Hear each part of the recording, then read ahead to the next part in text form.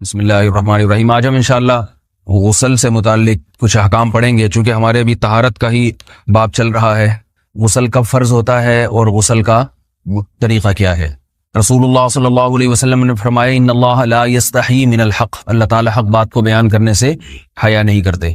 تو غسل کے جو مسائل ہیں ان میں بھی بعض دفعہ کچھ ایسی باتیں آتی ہیں جو بظاہر حیا کے خلاف ہیں، لیکن علم کی ایک بات ہے، سیکھنے اور سکھانے میں حیا اگر کریں گے تو پھر ظاہر ہے ساری زندگی جاہل ہی رہے گا انسان۔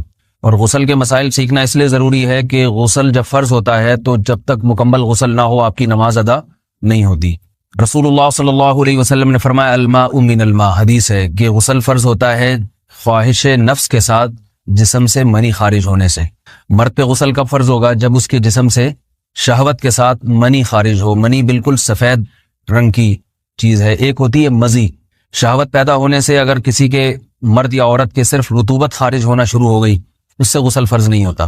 جب تک مکمل شہوت پوری نہیں ہو جاتی اور مادہ منویہ خارج نہیں ہو جاتا، چاہے احتلام کی صورت میں ہو یا کسی بھی طرح سے ہو۔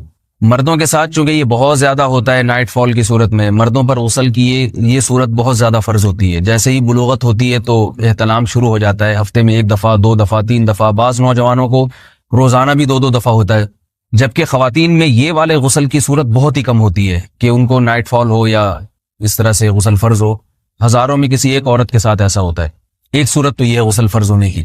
دوسری صورت کیا ہے کہ جب انسان اپنی زوجہ کے ساتھ ملاپ کرے اور انٹرکورس ہو جائے، چاہے اس صورت میں ڈسچارج دونوں میں سے کوئی ہو یا نہ ہو، لیکن دونوں پہ غسل فرض ہو جائے گا، مرد پہ بھی اور عورت پہ بھی۔ یہ تو مردوں کے غسل کے فرض ہونے کا ہے۔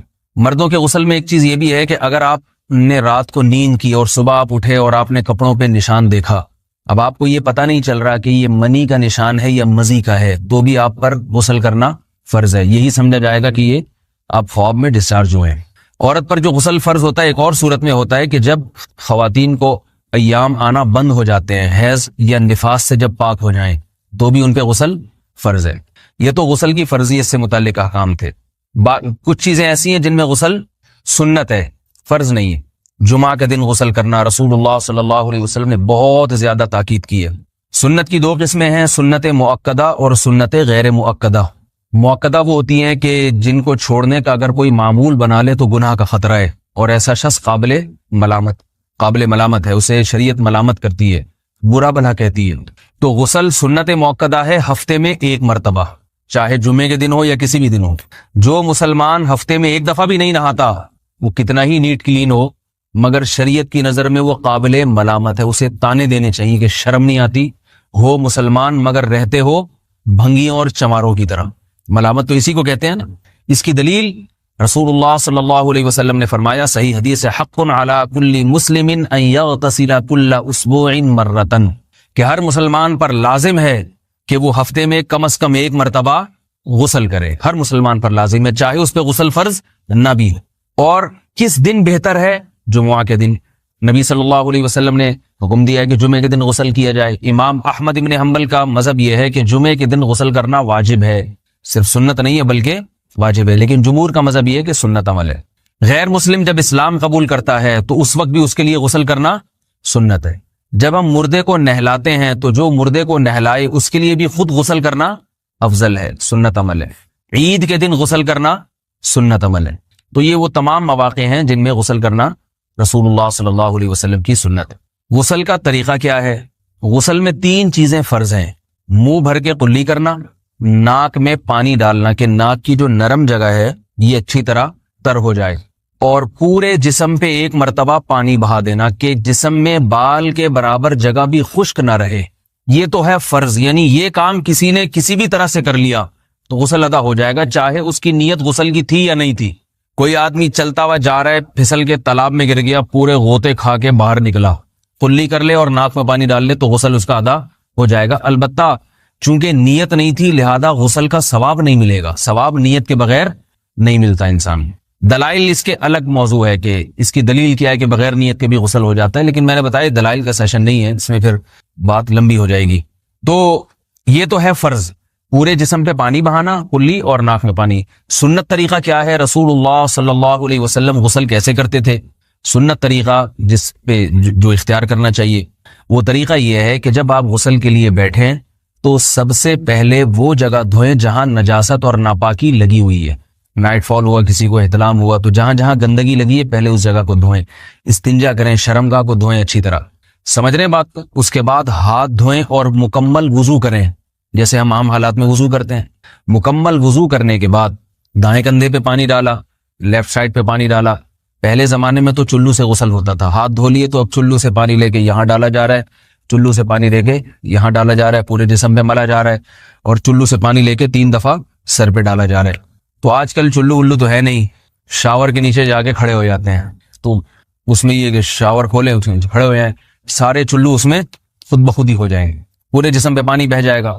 نبی صلی اللہ علیہ وسلم کے دور میں یہ جدید چیزیں نہیں تھیں, شیمپو اور صابن. تو آپ صلی اللہ علیہ وسلم بیری کے پتوں سے غسل کی ترغیب دیا کرتے تھے. بیری کے پتوں کو اگر پانی میں پکایا جائے تو پانی میں میل کچیل صاف کرنے کی صلاحیت بہت بڑھ جاتی ہے. ہمارے زمانے میں اس تکلف کی ضرورت نہیں ہے, صابن ملتے ہیں اس سے نہایا کریں. بہرحال کہنے کا مقصد یہ آپ لوگوں سے, تو یہ سنت طریقے سے غسل ہو جائے گا آپ کا. سمجھ رہے ہیں بات کو؟ سب سے پہلے استنجا کیا, اس کے بعد وضو کر لیا, اس کے بعد غسل کر لیا. اگر کسی نے غسل میں وضو نہیں کیا اور ویسے ہی پورے جسم پہ پانی بہا دیا تو بھی اس کا وضو خود بخود ہو جائے گا. اس غسل سے وہ نماز پڑھ سکتا ہے, کیونکہ بعض لوگ غسل کرنے کے بعد دوبارہ وضو کر رہے ہوتے ہیں. اس کی ضرورت نہیں ہے, کیونکہ جب غسل کرتے ہیں تو وضو والے اعضاء تو خود بخود اس میں دھل جاتے ہیں. یہ ہے غسل کا طریقہ. وضو کیسے ٹوٹتا ہے؟ جن چیزوں سے غسل فرض ہوتا ہے ان چیزوں سے وضو تو بہرحال ٹوٹتا ہی ہے. اس کے علاوہ بھی وضو ٹوٹتا ہے. اس سے پچھلے لیکچر میں نے کچھ تفصیل بتائی تھی کہ نجاست جسم سے کہیں سے بھی خارج ہو جائے یا نجاست نکل کے بہہ پڑے.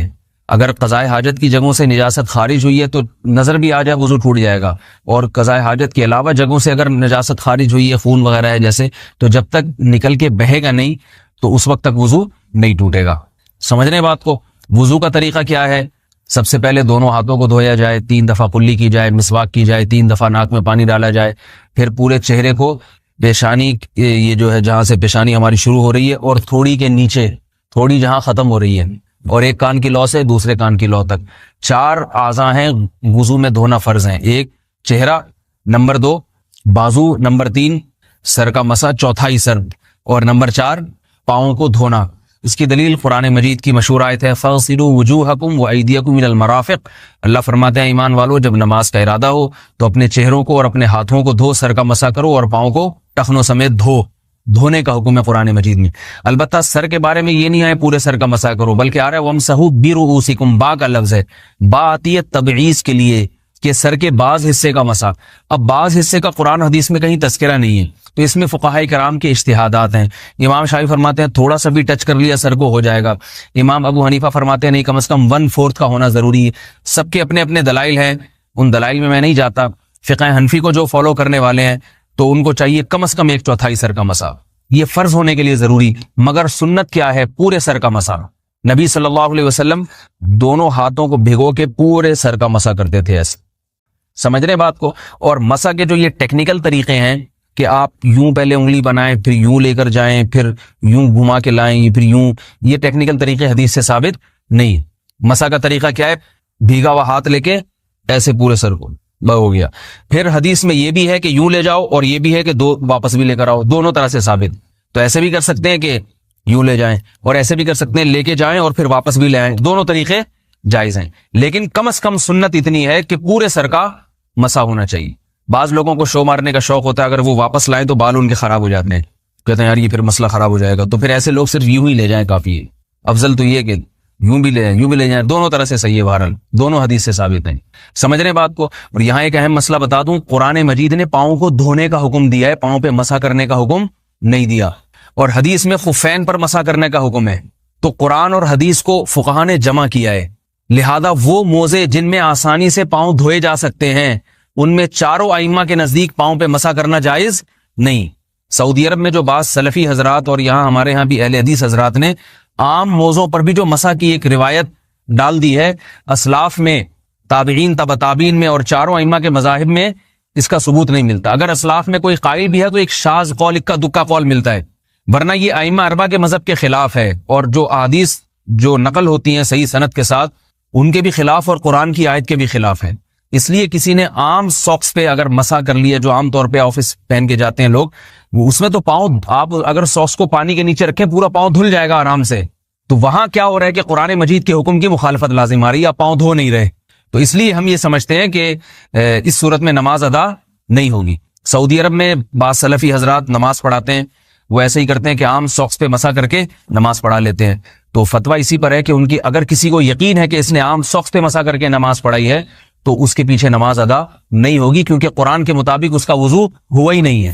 صدیوں تک کوئی بھی اس قول کا قائل نہیں رہا ہے کہ عام ساکس پہ بھی مسا ہو جاتا ہے. یہ ابن تیمیہ رحمہ اللہ تعالیٰ 7ویں صدی میں اس کے قائل تھے، اور تابعین میں اکا دکا قول ملتے ہیں اس کے، لیکن شاذ قول ہیں، مرجوح قول ہیں جن پر امت نے فتویٰ نہیں دیا. اور اب سعودی عرب میں بعض سلفی حضرات اس کے قائل ہیں.